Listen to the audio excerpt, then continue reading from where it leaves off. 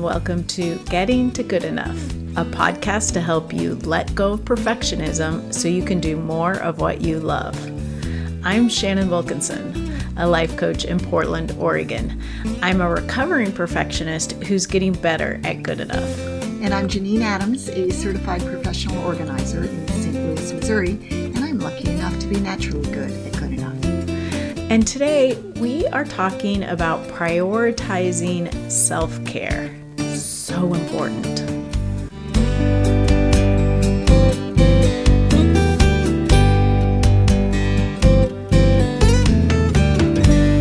Janine.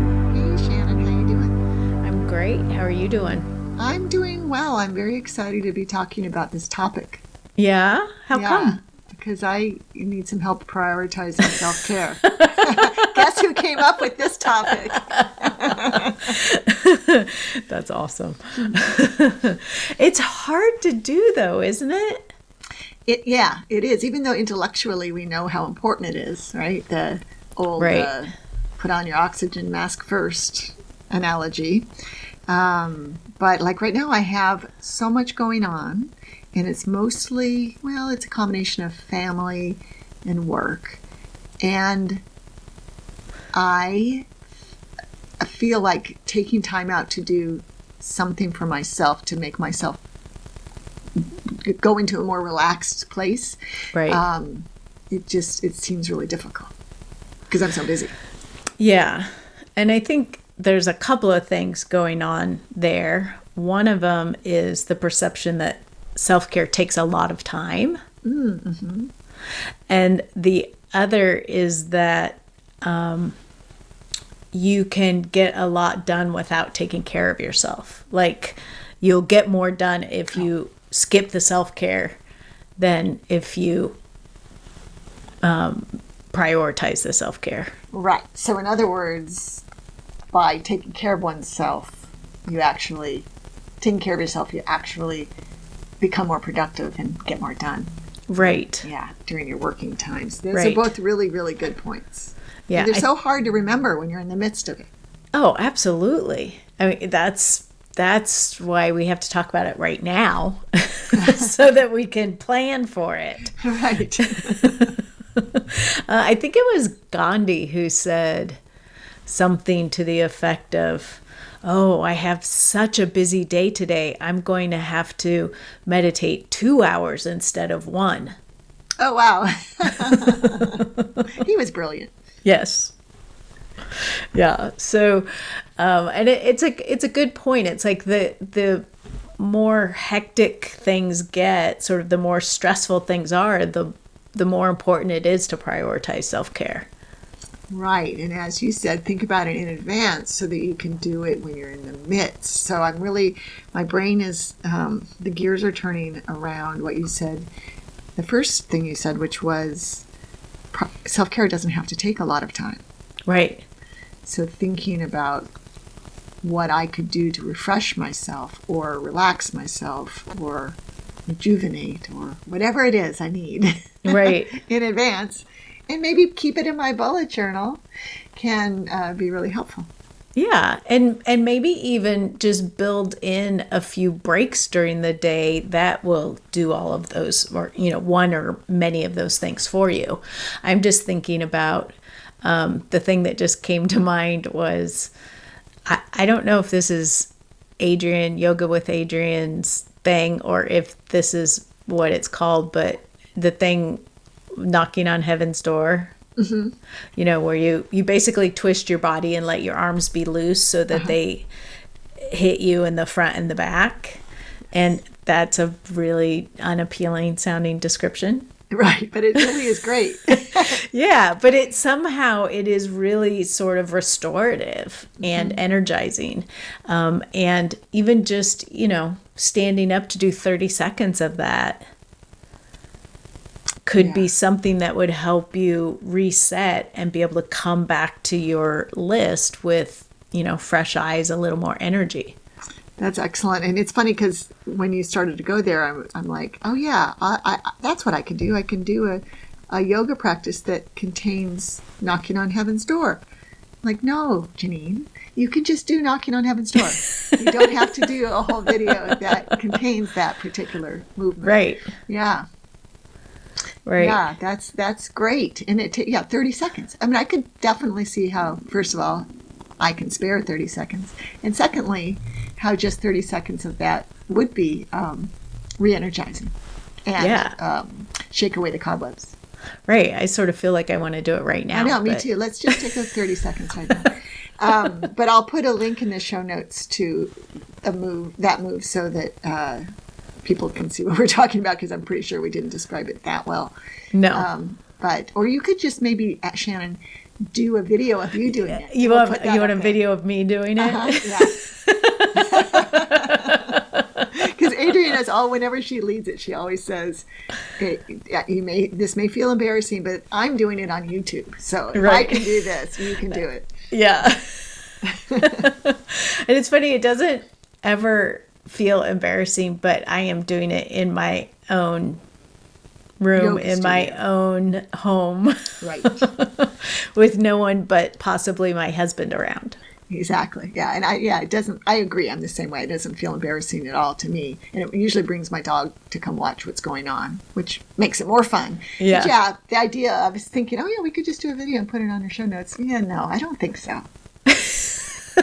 Well, now I feel like you've thrown down the gauntlet and have issued a challenge. Excellent. Well, go for it. We'll see.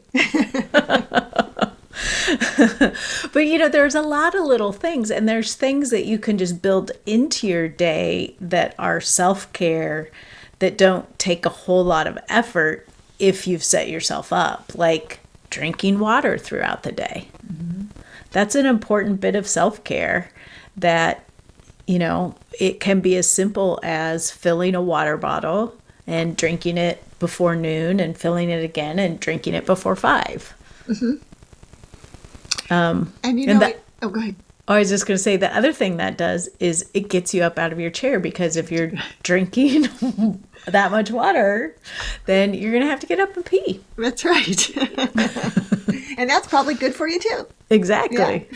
Yeah. Well, what I was thinking about was how even thinking about what self-care is beneficial. Right. So the thing that popped into my head was the 20 to 30 minutes a day in the morning as part of my morning routine that I spend on doing YNAB, doing my finances, mm-hmm. Handling the entries from the past 24 hours in the 4 budgets that I do. It's great self-care because not only is it fun, but it means that I have financial awareness. And I've completely erased the stress behind not knowing what's going on with my money.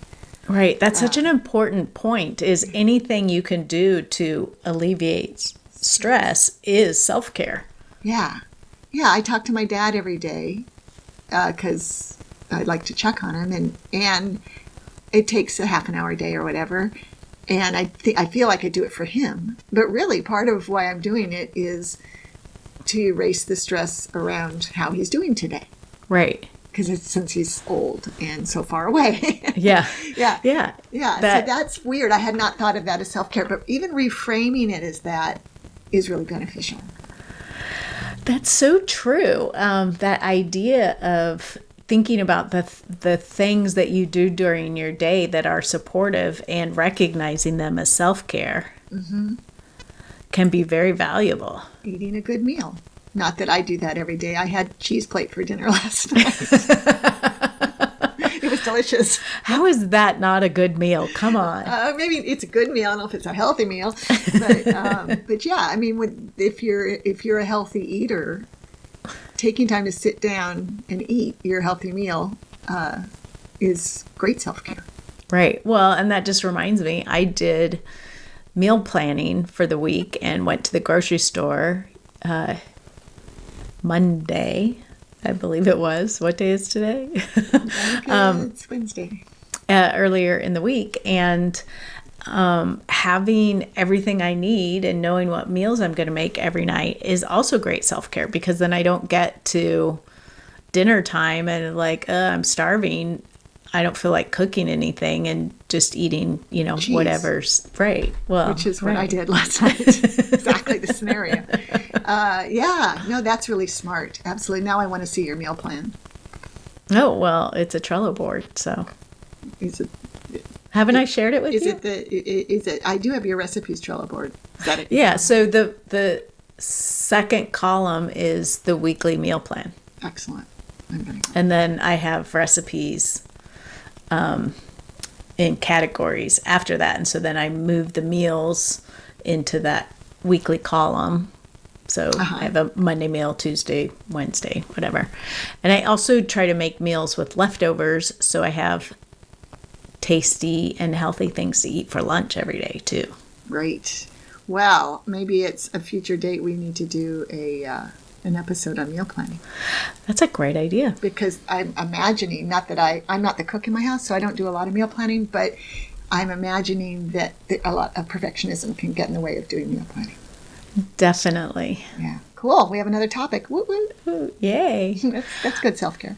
It is. Having another topic and meal planning. All good. Yeah. Yeah. And I'm just thinking, like you saying your morning routine, that's great self-care. Having a morning routine? Yes.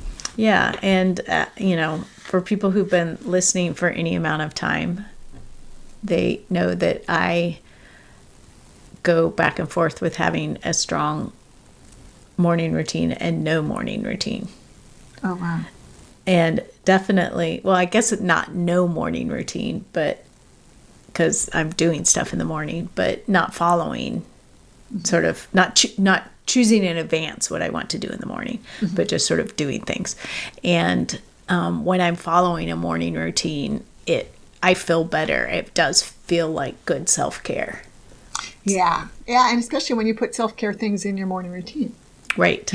Right. So I've managed to incorporate taking supplements, and I take one medication. I used to have, before I had a prescription medication, I would try to take supplements, and I had a really hard time doing that consistently. And I've managed to integrate it into a morning routine, so it happens every day without any problem, which feels really good. That's great. Yeah. And I make sure I drink a whole glass of water while I take it. So at least I get that one glass in. It's not enough to last you all day, though, Janine. Okay, don't worry. I drink more than that. Okay, good.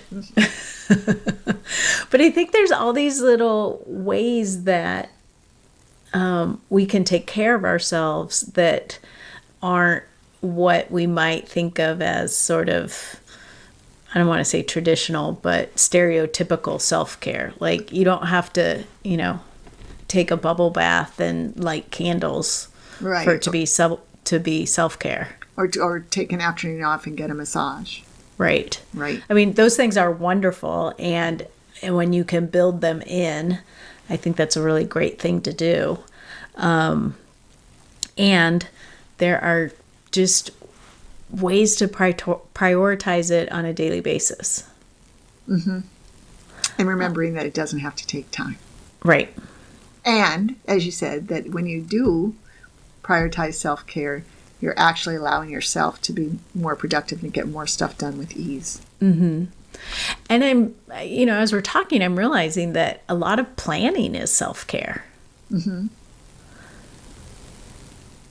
So managing your to-do list, checking in on your goals, all of those things can reduce sort of ambient stress levels, which is definitely taking care of yourself. Yeah. I mean, I feel like my bullet journal, which I started at the end of December, has kept me sane. I mean, I really feel like my bullet journal, I mean, stressed out as I am about all the things that have to be done, I don't know what I'd be doing without it. So it's really, if I looked at how many things I've actually done, which I could do, I suppose, because of my bullet journal, it's astounding.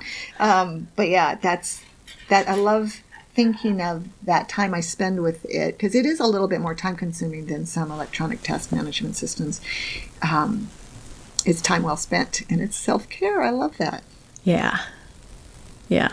Well, and also, having a bullet journal that you like to look at, that, gives you a happy feeling when you look at it. I think that's self-care, sort of recognizing the beauty around us.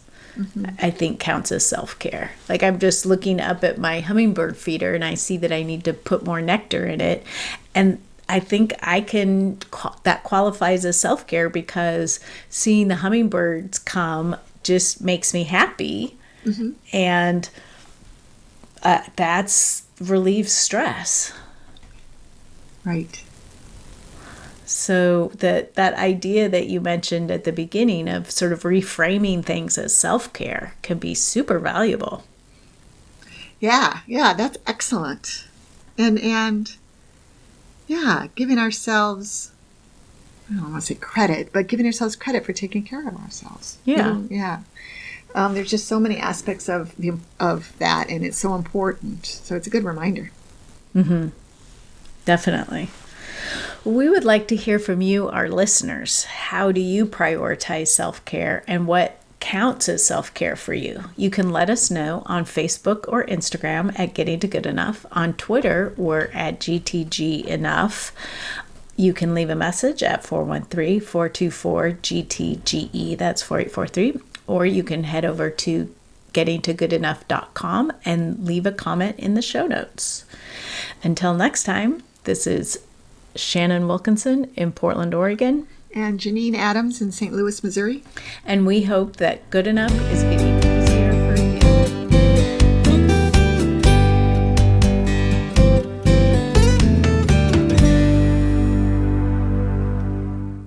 I miss my hummingbirds when I don't see them for a while. I have to get their food filled. They miss you when you don't put nectar out.